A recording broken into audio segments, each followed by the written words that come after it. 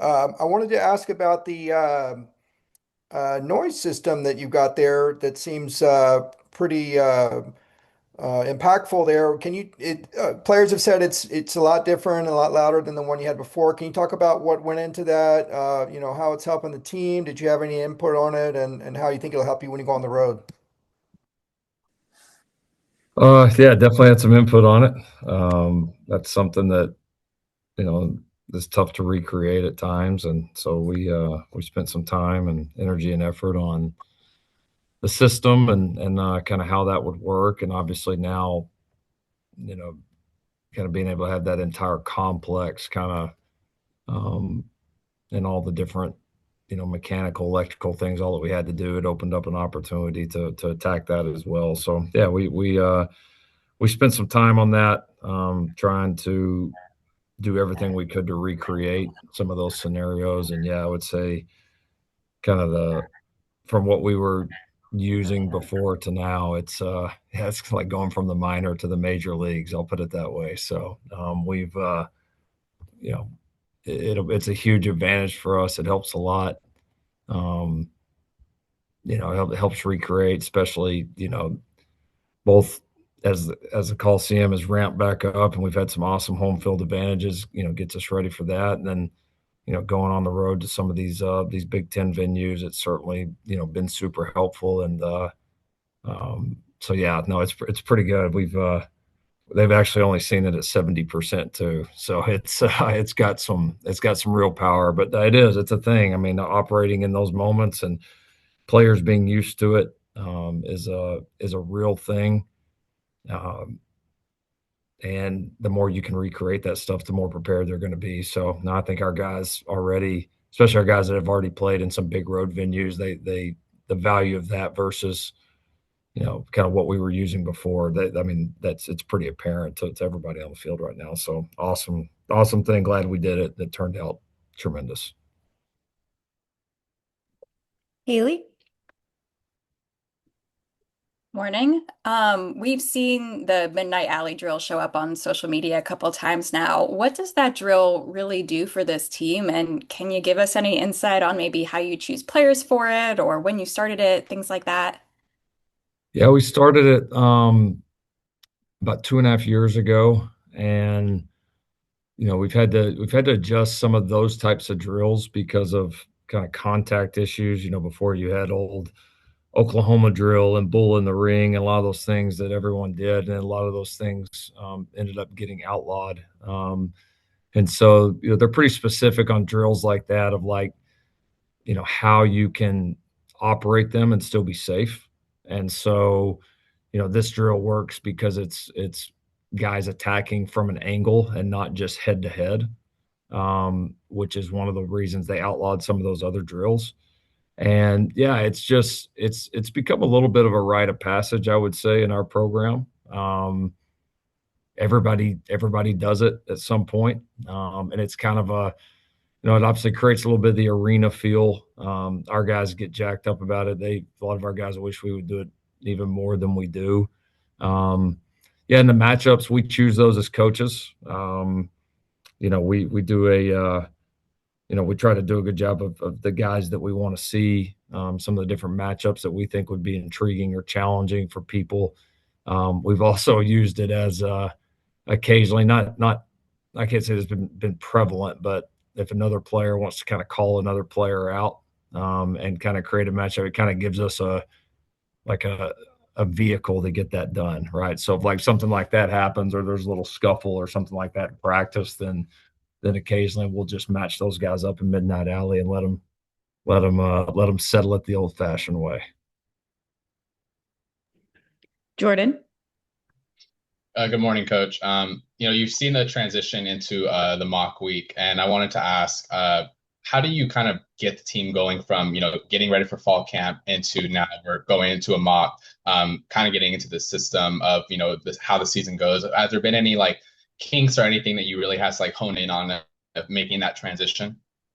There's always a lot. This is I think people kind of hear the word mock week and you think it kind of sounds like a smooth week. Like there's so much to do in a mock week. Like a mock week, in a weird way, is almost busier than the first game week. because there's just so much prep work to do. And um, like today, we actually take them over to the team hotel. We take them over to the locker room at the Coliseum today. I mean, we do a lot of things that we won't actually do kind of during the week on an actual game week. So you got to get them ready for it. I think, the added challenge, which is a great challenge to have right now, is starting to understand how we're going to use this facility during game weeks, with it obviously being new. And then the guys start class next week, so you're working through obviously all their schedules and trying to get them on the ideal routine. So now it's a busy week, but I do think you start to feel in mock week when camp is over that, like, all right, the games are almost here, and so I think there is that you can feel that kind of energy and buzz throughout the program right now of the anticipation of the season. I think that provides a lot of energy throughout this week. And obviously the guys, all of us are eager for the first game to get here and to get started. But I think the anticipation of it and knowing that you want to hone in on all these details before game week is it's important. And so far the guys have done a good job of it. Shotgun? Hey, Lincoln, where have you seen the biggest growth from Desmond Stevens, and what are your expectations for him this season?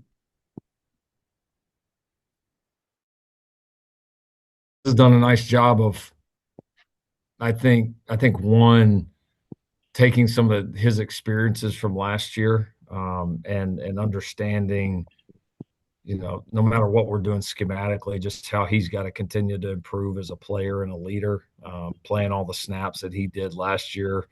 Obviously, as a pretty young guy in there, was super valuable. Thought he played some of his best ball towards the end of the year and really started to get settled in on the physicality and the speed of the game and how you got to prepare. And so I think he's taken a lot of those lessons and really taken some steps forward. I think he's been a really nice fit into what we're doing defensively, and some of the changes that we've made there. He's one of the guys I think that took to it maybe the fastest. And I think that combined with all of his experience has really showed up. I think he's much more physical at the point of attack than he was last year. And you just kind of feel that on how he's taking on blocks, how he's disengaging. I think he's a smarter player than he was at any point last year, and his ability to diagnose, what the offense is doing and what we need to do to stop it, has been pretty impressive. He's always been, a good athlete, good range. You've always liked his physical skills, but the mental, the experience, and I think the physicality have all taken some big jumps. And we need that. I mean, a Mike linebacker, I mean, that's the heart of a defense, right? And you need all of those things being done at a high level to be a great defense. And he's had a really, really strong camp. He's been steady. His bad plays have been few and far in between, and he's made a lot of very impactful plays too. So I think that's a position, just looking ahead, that we feel like Dez and the other guys in the room, that Mike linebacker position is one we feel like we should take a pretty big jump on, compared to our production maybe in the last few years. Thank you. Mm-hmm. Awesome. We'll wrap up with these last hands. Keely? Hey, Coach, we've heard from Coach Patterson just talk about the evolution of having tablets on the sideline for game day and how that can just impact what you do, or even just having more coaches on the sideline coaching instead of in the booth. What has been your perspective about that, and how does that help you having more coaches on the sideline? I mean, personally, I hate them. I wish I'm a little bit more of a purist, and I think you ought to be able to see it once on the field, and then that's just part of the strategy of the game. Like if I had my choice, I would get rid of them. But I think, like anything, it really doesn't matter how I feel about it. It's all right. How do we use it? If it's within the rules, how do we use it to our advantage? So yeah, we've practiced it a lot. We've strategized a lot. You're being able to use it here previously in terms of like, all right, what worked, what didn't work, how can we use it better? It definitely has affected game day assignments for a lot of your coaches. It's affected a lot of, what you do on the sidelines in between series, or in timeouts. And I think it's definitely affected the gameplay some, and that there's really like no secrets in the game because even if somebody doesn't see something live, they've got a chance to wind back and see it. So yeah, it's fine. Like I said, our deal is just find the best ways we can to use it and to make it an advantage in our program. And I think we've got a lot better that way. And yeah, I think that's all I got. RJ? Hey, Lincoln. Paul Gonzalez was saying one of the goals for the defense was to increase the amount of plays where there's more than just one guy in position to make the tackle. I was wondering, how would you evaluate the team specifically there? And then just how would you grade the tackling overall in camp? Well, the best day to grade the tackling, we did a couple other certainly live tackling periods, but the best day to grade the tackling certainly would have been from the scrimmage. And it was pretty good that day. I think, Coach Gonzalez is right? Like if all the time you're relying on only one guy to make the tackle, right? Eventually that's, you're not always going to make every open field one-on-one tackle. And great defenses have the ability to cover that up. And I think that comes from pursuit. I think it comes from leveraging the ball correctly. Like I could be a defender and I could miss a tackle two different ways. I could miss it to the correct side, where even if I do miss it, I'm likely to have help, or I can miss it on the wrong side where not only do I miss the tackle, but then there's not help. And that's a lot of times when the big explosive plays come. And so I think, understanding leverage, understanding where your teammates are at, I think is a big part of it. Some of if you look kind of historically at Gary and his success defensively, everybody talks about, his defense's ability to match routes or to do all that. But I think sometimes it doesn't get talked about. It's not just matching routes. If you're matching and closing space, it also naturally is, even if the ball's caught, is going to put more people just naturally around the ball, right? And that's something that doesn't get discussed a whole lot. So,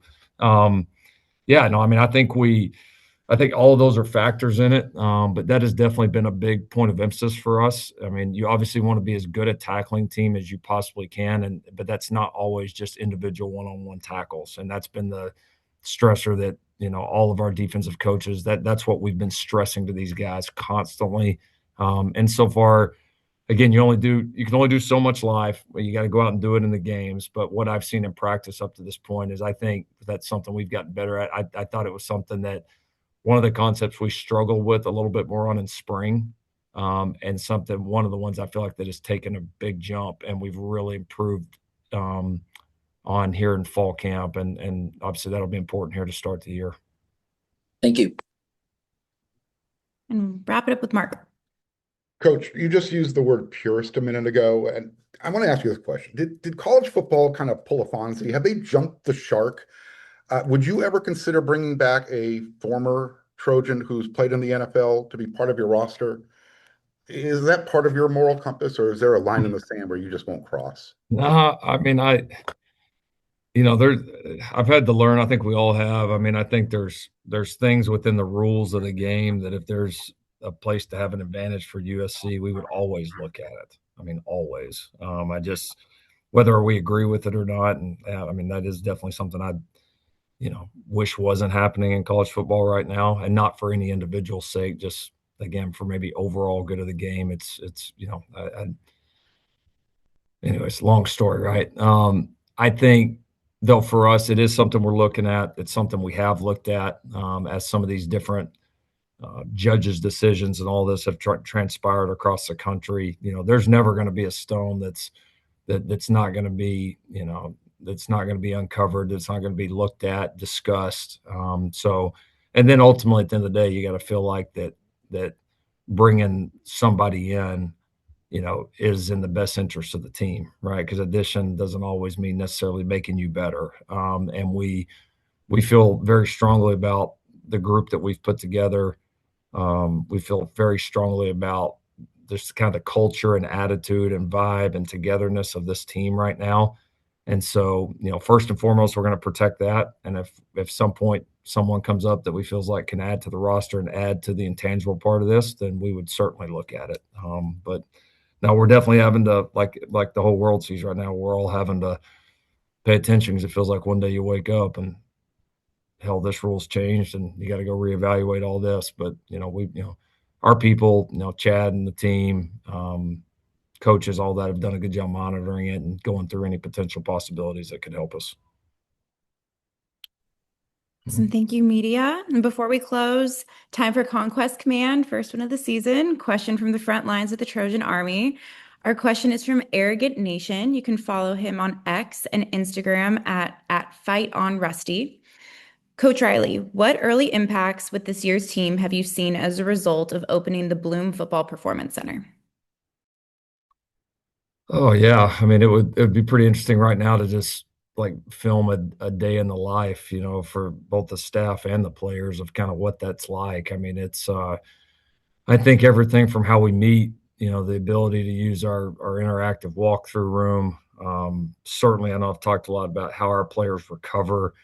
Uh, just the efficiency and the quality of every single thing that we do has been raised significantly. And I think you can feel that through camp in terms of our roster's ability to stay healthy and to bounce back the following days. I think how much more we're getting done in meetings, how much more we're getting done from a recovery standpoint. I mean, that's just looking at a 2.5, 3 week period. I mean, the cool thing when you think about the new facility is the returns this thing pays throughout full seasons and multiple years and multiple recruiting classes and retaining coaches. And it's so impactful. And I think we're just feeling the tip of the iceberg right now, but it's a pretty awesome place to walk into every day. I know every player and every staff member is really proud of it. And just continues to inspire us to want to get this thing where it needs to be.